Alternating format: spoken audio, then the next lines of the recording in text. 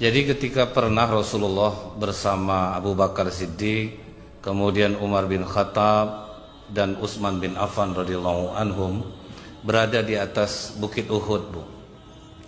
Jadi Bukit Uhud ini bergetar, Pak. Apa kata Rasulullah? Uhud, diamlah. Karena di atasmu ada Rasulullah, ada Siddiqin dan 2 orang syahid. Jadi sudah disampaikan oleh Rasulullah sebelumnya, Pak, bahwa Umar dan Utsman akan mati syahid. Dan ternyata prediksi Rasulullah benar, Bu. Umar bin Khattab radhiyallahu an, pada masa dia itu ada seorang tentara terlatih Persia nyamar jadi pembantu, Pak. Dia nyamar jadi pembantu kepada salah seorang sahabat yang bernama Al-Walid Mughirah bin Syu'bah. Jadi nyamar dia di sana. Umar sayang sama dia, Pak, karena keahliannya banyak. Jadi agak sayang Umar nengok dia, banyak keahliannya. Tapi rupanya diam-diam dia sudah menyusun rencana, Pak, untuk membunuh Umar bin Khattab. Dan ini tidak terbaca dan terendus sama sekali oleh para sahabat. Jadi diam-diam sudah dia racuni pisau yang dia buat. Dan ini racunnya cukup aneh nih, Pak, yang dibuat oleh Abu Lu'lu'ah ini. Jadi dia racunnya itu sifatnya kalau dia udah tusuk kan, Pak, apapun yang dimakan akan keluar dari lubang yang ditusuk itu. Kan aneh itu, Pak, hebat racun dia. Jadi tidak bisa makan itu tercerna, Bu, akan keluar dari lubang yang dia tusuk. Jadi subuh itu dia sembunyi. Dia sembunyi, dan waktu itu siapa yang menjadi pemimpin, dia yang menjadi imam. Nah, Umar bin Khattab menjadi imam subuh. Baru takbiratul ihram dan beberapa ayat Al-Fatihah yang dibaca, tahu-tahu dia keluar, Pak, langsung dia tusukkan 3 kali ke arah perut Umar bin Khattab. Umar bin Khattab tersungkur. Nah, itulah hebatnya persatuan umat Islam ini, Pak. Tidak ada yang terputus sholatnya. Abdurrahman bin Auf maju langsung menggantikan. Dan Abu Lu'lu'ah ini, Pak, berlari sambil mengibaskan pisau, Bu. Jadi 7 orang meninggal lari itu dibuatnya. Tapi dia juga terbunuh. Dan dia dianggap pahlawan oleh orang Syiah karena berhasil membunuh membunuh Umar bin Khattab. Jadi dia dianggap pahlawan dia ini, Bu. Pertanyaan Umar cuma satu, Pak. Siapa yang membunuh saya? Abu Lu'lu'ah, pembantu dari Walid Al-Mughirah bin Syu'bah. Apa kata Umar? Alhamdulillah, bukan seorang muslim yang membunuh aku. Jadi masih ada syukurnya, Bu, bukan orang muslim yang membunuh. Tapi begitu bertukar khalifah, nah pada masa Utsman bin Affan ini, Utsman bin Affan itu gelarnya apa, Bu? Zunnurain, yang memiliki 2 cahaya, Pak. Ada 3 pendapat kenapa Utsman bin Affan digelari Zunnurain. Yang pertama, karena 2 putri Rasulullah adalah istri Utsman. Pertama Ruqayyah, meninggal Ruqayyah, kemudian berganti dengan Ummu Kulsum. Kemudian yang kedua, dia sedang membaca Al-Quran dan mengkhatamkan Al-Quran pada sholat witir. Quran cahaya, tahajud juga cahaya. Jadi makanya disebut 2 cahaya. Kemudian dia waktu masa jahiliyah gemar bersedekah, setelah Islam gemar bersedekah. Ini juga 2 cahaya. Nah, jadi makanya dia digelar dengan sebutan Zunnurain. Dan ini sangat utama, Pak. Apa kata Ummul Mukminin Aisyah? Pernah kami duduk bersama Rasulullah, Abu Bakar datang mengetuk pintu, Rasulullah tetap di posisi dia. Tidak ada yang berubah, Bu. Keluar Abu Bakar, masuk Umar, posisi Rasulullah juga tidak berubah. Tapi ketika Utsman yang masuk, Rasulullah langsung merapikan pakaiannya, Pak. Ini dipertanyakan oleh Aisyah, Bu. Kenapa ketika Abu Bakar datang, ayahku kau biasa saja, Umar datang kau biasa saja, tapi kenapa pas Utsman datang, engkau merapikan pakaianmu? Bagaimana aku tidak malu, yang malaikat saja malu kepadanya. Begitulah segannya Rasulullah kepada Utsman bin Affan ini, Pak. Nah, sampai kalau kita ingat lagi, Pak, keutamaan Utsman bin Affan ini, pernah pada masa Khalifah Abu Bakar Siddiq, orang mempertanyakan kepada Abu Bakar tentang kesulitan makanan. Maka Abu Bakar berkata, mudah-mudahan sore ini sudah dapat solusinya. Berubah solusi itu apa? Utsman bin Affan datang dengan membawa dagangan yang banyak dari Syam untuk dijual di Madinah. Rupanya, Pak, belum sampai ke Madinah, orang-orang saudagar-saudagar dari Madinah langsung menghambat langkah Utsman. Apa kata mereka? Utsman, jangan masuk dulu ke Madinah. biar kami beli semua dagangan kau ini dan kami akan bersedia memberikan keuntungan 2 kali lipat. Nah di situ Utsman curiga, Pak. Kenapa kok mau mereka memberikan keuntungan? Mereka pun menjelaskan, apa kata mereka? Sekarang orang sedang kesulitan bahan makanan Utsman. Jadi kami bisa menjualnya dengan harga lebih tinggi. Nah kemudian Bu, apa kata Utsman? Ada enggak yang bisa ngasih untung lebih dari 2 kali lipat? Biarlah aku 4 kali lipat. Yang lebih dari 4 kali lipat. Mana ada lagi Utsman? Siapa lagi yang sanggup membeli barangmu dengan harga keuntungan 4 kali lipat? Ada.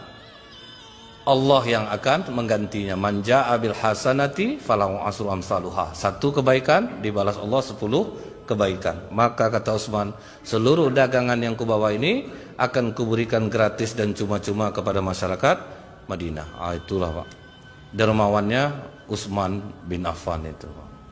Pernah pada suatu kali di Madinah itu sumur yang berair cuma milik orang Yahudi, sumur Raumah. Rasulullah lelang Pak, karena orang Yahudi ini jualnya airnya Pak. Jadi umat Islam agak kesulitan membeli air itu. Jadi kata Rasulullah, siapa yang membeli sumur Raumah akan kujanjikan 1 batang pohon surga untuknya. 1 batang pohon yang dijanjikan Pak, langsung Utsman. Berlakukah tawaran itu untuk Rasulullah? Kalau kita tuh Bu dapat rumah indah di surga, diam aja semua tuh Pak. Macam dah pernah lah ke surga dia ngomong-ngomongkan macam itu. Tapi kalau sahabat tidak Pak, ini peluang besar. Langsung Utsman maju, diajaknya Yahudi itu untuk berunding. Aku beli sumur kau ini 20.000 dirham. Itu setara dengan apa Bu? 1,8 miliar Pak. 1 dirham 70.000. 1,8 M sumur tanah jelek. Jadi orang Yahudi ini cerdik dia Pak. Berarti ini mantap sumur aku ini. Nggak bisa, aku nggak mau jual. Utsman pedagang ulung Pak. Itu 20.000 dirham itu bukan untuk aku sepenuhnya. Selang-seling kita. 1 hari punya aku, 1 hari punya kau. Kalau itu mau aku, kata orang Yahudi itu. Pas giliran Utsman punya sumur, diumumkannya kepada masyarakat, ambil air untuk 2 hari. Karena besok sumur ini tidak lagi milik aku. Bekapang orang Yahudi itu jualan air tidak laku lagi Pak. Karena udah diambil stok untuk 2 hari. Jadi makanya Bu, betul kata Rasulullah tuh Bu ya. Sehebat apapun kita ngamal hari ini, itu nilainya sama dengan tidurnya sahabatku, kata Rasulullah.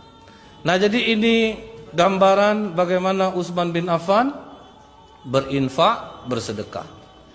Ngeri, di atas rata-rata kemampuan orang biasa. Jadi sumur itu Bu akhirnya dijual oleh orang Yahudi itu dan ditambahkan lagi oleh Utsman bin Affan 20.000 dirham lagi. Jadi 3,6 miliar sumur jelek dibeli Utsman untuk umat Islam.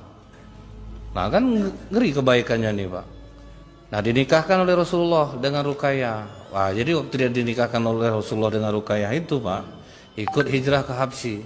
Nah Rasulullah dapat kabar gembira dari pernikahan Ruqayyah dan Zainab dan Ruqayyah dan Utsman, lahir anak yang bernama Abdullah. Senang hati Rasulullah dapat cucu laki-laki, tapi umur 6 tahun meninggal dunia. Jadi tidak besar anaknya, hanya semua sampai umur 6 tahun.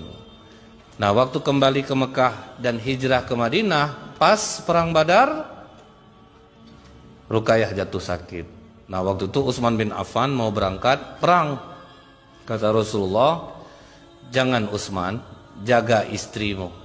Jadi Utsman bin Affan tidak ikut perang Badar itu dikarenakan dia menjaga istrinya, yaitu anak Rasulullah SAW. Nah jadi waktu perang Badar ini berlangsung, setelah menang Rasulullah itu bingung Bu, apakah harus bahagia atau sedih? Di sisi lain kita menang, di sisi lain anaknya Ruqayyah meninggal dunia. Itu yang membuat Utsman bin Affan sangat bersedih Bu. Rasulullah bertanya beberapa waktu kemudian, apa yang kau sedihkan Utsman? Karena aku tidak lagi menjadi ada ikatan denganmu ya Rasulullah. Kata Rasulullah, aku masih punya anak Ummu Kulsum, kau nikah sama dia. Nah nikahlah sama Ummu Kulsum. Utsman banyak jasanya terhadap Islam, tetapi akhirnya Pak, fitnah kembali terjadi. Nah inilah bahayanya berita hoax ini Pak ya. Berita hoax itu dia sebentar tapi efeknya besar, Pak. Ini yang ngeri ya gitu sekarang ini. Makanya di dalam surah Al-Hujurat ayat 6 itu Allah sudah ngasih rambu-rambu sebetulnya kepada kita, Pak. A'udzubillahi minasyaitonirrajim. Ya ayyuhalladzina amanu in ja'akum fasiqun binaba'in fatabayyanu an tusibu qauman bijahalah fatusbihu ala ma fa'altum nadimin. Wahai orang-orang beriman, jika seorang yang fasik datang kepada membawa satu berita, maka telitilah kebenarannya, agar kamu tidak mencelakakan suatu kaum karena kecerobohan kamu dan akan membuat kamu menyesal. Nah, ini yang hati-hati kita, Bu. Di zaman Utsman kena nih, Pak. Namanya Abdullah bin Sabah, orang Yahudi masuk Islam dan melihatkan keislaman yang baik, Pak. Dan orang sangat simpati kepadanya.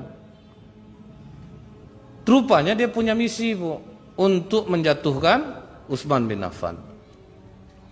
Digorengnya lah isu perang Badar itu. Utsman tidak ikut perang Badar tapi jadi ahli Badar. Utsman memberhentikan sahabat-sahabat senior diganti dengan yang muda-muda. Kemudian Utsman membagi-bagi unta sedekah. Isu ini digoreng. Dicoba di Mekah, gagal. Dicoba di Madinah, tambah gagal. Dicobanya ke Syam, malah diburu orang. Dia pergi ke Mesir, mulai dapat masa. Dia pergi ke Irak, dia tambah dapat masa. Nah, datanglah, Pak, rombongan ini untuk mendemo Khalifah Utsman.